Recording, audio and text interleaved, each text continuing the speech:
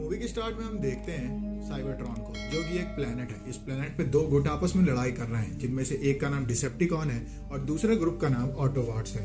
Autobots अपने planet को बचाना चाहते हैं और डिसेप्टिकॉन उस पर राज करना चाहते हैं। काफी देर लड़ाई चलती है जिसमें ऑटोबॉट्स हारने लगते हैं। ऐसे में उनका लीडर ऑप्टिमस प्राइम सभी ऑटोबॉट्स से कहता है कि तुम सबको यहाँ से इजेक्ट होना होगा सेफ प्लेस की ओर। ऐसे में उसके पास B-127 आता है, जो कि एक ऑटोबॉट होता है और उसके साथ लड़ रहा होता है। B-127 उससे कहता है कि मैं इस जगह को छोड़ के क्यों जाऊं, ये मेरा घर है। इसके जवाब में प्राइम उससे कहता है कि ये तुम्हारा और मेरा दोनों का घर है, मैं मानता हूँ, लेकिन अभी हम लोगों को यहाँ से निकलना होगा और एक सेफ जगह पे पहुंचना होगा। वो उसको एक प्लेनेट दिखाता है जिसका नाम अर्थ होता है। उससे वो कहता है कि तुम्हें अर्थ पे जाना होगा और वहां पे हमारे बेस को बनाना होगा। जब तुम बेस को बना देना तो हमको इन्फॉर्मेशन दे देना, जिसके बाद मैं सभी ऑटोबॉट्स को लेकर के उस जगह पे आ जाऊंगा। अभी कोई भी डिसेप्टिकॉन अर्थ के बारे में नहीं जानता है, इस वजह से तुम्हारा वहां पे जाना तुम्हारे लिए खतरनाक नहीं होगा।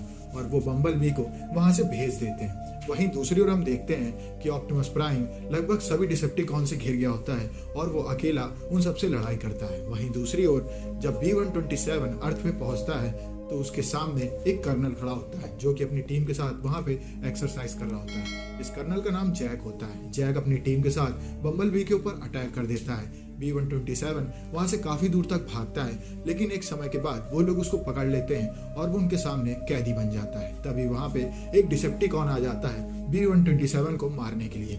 वो उसको लेकर के ऊपर ले जाता है और उसको काफी पीटता है, जिसके बाद B-127 काफी घायल हो जाता है। वो बार बार उसको पकड़ता है और उससे पूछता है कि जल्दी बताओ बाकी के ऑटोबॉट्स कहाँ हैं, वरना मैं तुम्हें जान से मार दूंगा। लेकिन B-127 उसको कुछ भी नहीं बताता है। इस बीच वो उसके वोकल पार्ट को ही निकाल देता है, जिसके बाद B-127 की आवाज निकलना बंद हो जाती है। लेकिन इन सब के बावजूद भी घायल अवस्था में भी B-127 अपने दिमाग का इस्तेमाल करके उस डिसेप्टिकॉन की मिसाइल को उसके ही लगा देता है, जिसके बाद धमाके में उस डिसेप्टिकॉन की मौत हो जाती है। लेकिन इन सब की वजह से B-127 को इतना डैमेज हो गया होता है कि उसकी मेमोरी जाने लगती है और उसका वोकल पार्ट खराब हो गया होता है। लेकिन गायब होने से पहले वो सामने एक कार को देख लेता है और अपने आप को उसके डिजाइन में ढाल लेता है।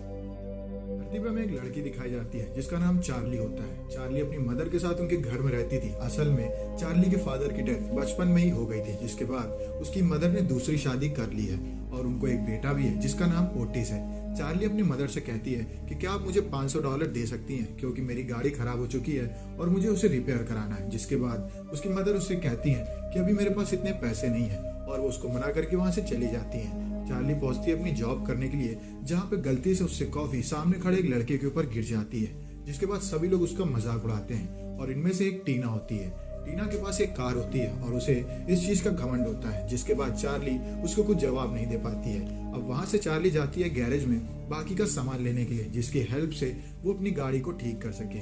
वहां पे उसकी मुलाकात हैंक से होती है। हैंक उससे कहते हैं तुम्हें जो सामान चाहिए वो ले लो, लेकिन मुझे नहीं लगता कि तुम्हारी गाड़ी तुमसे ठीक हो पाएगी। अब जब वो सामान देख रही होती है तभी उसको एक येलो कलर की कार दिखाई देती है। असल में ये B-127 होता है, जो कि बंद पड़ गया होता है।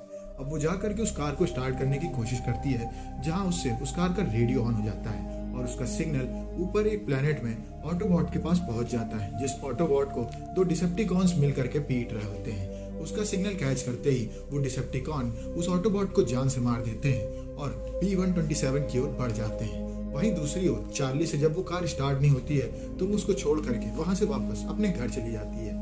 घर में वो अपनी कार को रिपेयर करने की काफी कोशिश करती है, लेकिन उससे उसकी कार रिपेयर ही नहीं होती है। अब गुस्सा करके वो पहुंचती है हैंक के पास और उससे कहती है मैं जानती हूँ येलो कलर की कार पूरी तरीके से खराब है, मैं चाहूंगी कि आप मुझे वो कार दे दें। जिसके बाद हैंक उसको वो B-127 की कार दे देता है। ऐसे में रात को उस कार का एक पार्ट नीचे गिरता है। जब उस पार्ट को लगाने के लिए कार के नीचे जाती है तो वहां पे उसे B-127 का फेस दिखाई देता है और उसको देखते ही B-127 उसके सामने अपने असली रूप में आ जाता है, जिसके बाद वो दोनों एक दूसरे को देख के डर जाते हैं। घबराई हुई चार्ली B-127 से उसका नाम पूछती है, लेकिन उसका वोकल पार्ट डैमेज होता है। इस वजह से B-127 उसको कुछ भी जवाब नहीं दे पाता है और ऊपर से उसकी मेमोरी भी जा चुकी होती है। थोड़ी देर बात करने के बाद चार्ली उसको एक नाम देती है, जो होता है बम्बल बी।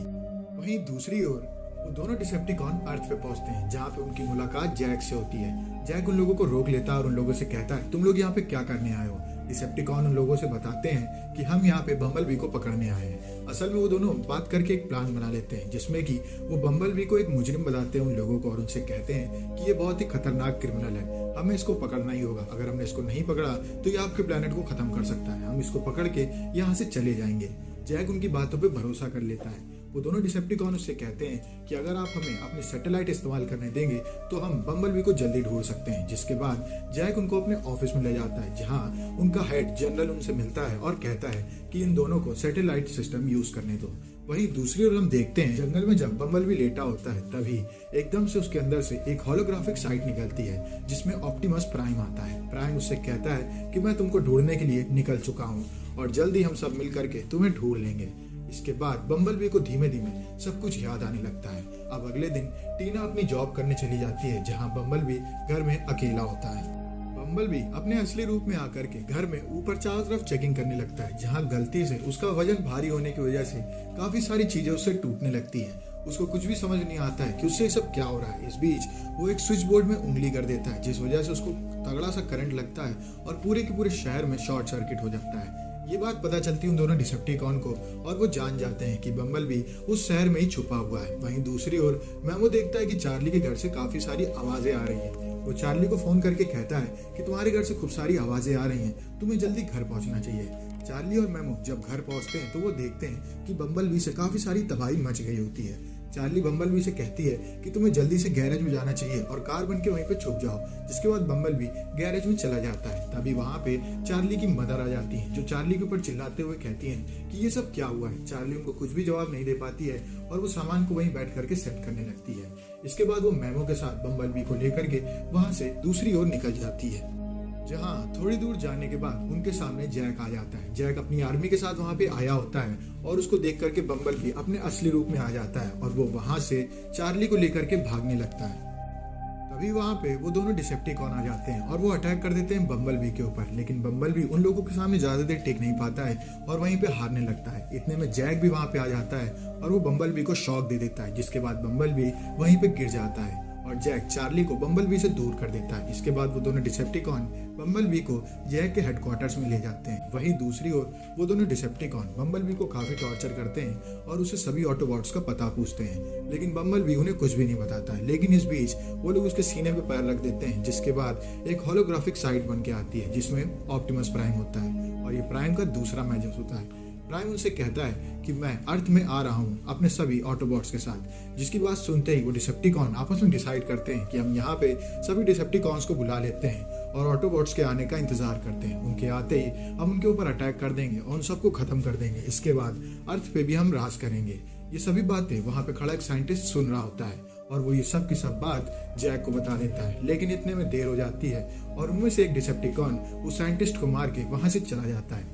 बम्बलबी से मिलने वहां पे चार्ली और मैमो आते हैं जो उसको छुड़ा करके वहां से निकल रहे होते हैं। इतने में वहां पे जैक अपनी आर्मी के साथ आ जाता है और वो बम्बलबी के ऊपर अटैक करने लगता है। असल में अभी तक एक भी बार बम्बलबी ने इंसानों को जवाब दिया ही नहीं होता है। वो अपने अटैक मोड में आता है और एक झटके में सभी के सभी इंसानों को कूट देता है। जिसके बाद वो वहां से लेकर के भाग जाता है चार्ली को।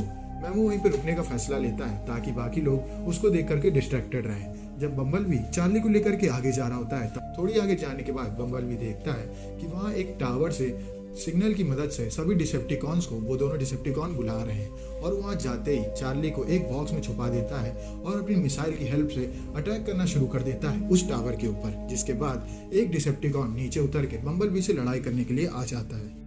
डिसेप्टिकॉन और बम्बलबी की लड़ाई होती है जिस लड़ाई में बम्बलबी उसका कुछ खास नहीं बिगाड़ पाता है क्योंकि वो दोनों डिसेप्टिकॉन बम्बलबी से काफी ज्यादा पावरफुल होते हैं। लेकिन अपने दिमाग का इस्तेमाल करने के बाद बम्बलबी एक चैन में उस डिसेप्टिकॉन को बांध देता है और उस चैन को इतनी तेज घसीटता है कि वो डिसेप्टिकॉन पूरी तरीके से अपने बॉडी पार्ट से अलग हो जाता है और ब्लास्ट होने में उसकी मौत हो जाती है। वहीं दूसरी ओर चार्ली बम्बलबी की हेल्प करना चाहती थी, इस वजह से वो ऊपर टावर की ओर चढ़ने लगती है। इतने में वहां पे जैक आ जाता है उस दूसरे डिसेप्टिकॉन को रोकने के लिए। वो उसके ऊपर हेलीकॉप्टर से फायर करने की काफी कोशिश करता है लेकिन उस डिसेप्टिकॉन का कुछ भी नहीं बिगड़ता है और वो जैक के हेलीकॉप्टर पे अटैक कर देती है। जिसके बाद जैक का हेलीकॉप्टर नीचे क्रैश होने लगता है लेकिन बम्बलबी उसको बचा लेता है। जिसके बाद जैक की मौत नहीं होती है। अब बम्बलबी को ऊपर जाना होता है। वहीं दूसरी ओर चार्ली उस डिवाइस के पास पहुंच जाती है। इतने में वो डिसेप्टिकॉन चार्ली चार्ली के ऊपर अटैक करना शुरू कर देती है और चार्ली ऑलमोस्ट गोली से हिट होने वाली होती है। इतने में बम्बलबी उस डिसेप्टिकॉन के ऊपर अटैक कर देता है जिससे कि वो नीचे गिर जाती है और डिसेप्टिकॉन और बम्बलबी की लड़ाई चलती है। वहीं दूसरी ओर चार्ली उस डिवाइस को बाहर निकाल लेती है जिससे कि बाकी के डिसेप्टिकॉन्स को सिग्नल मिल रहा होता है और उनको सिग्नल जाना बंद हो जाता है। अब नीचे गिरी हुई डिसेप्टिकॉन काफी गुस्सा आ जाती है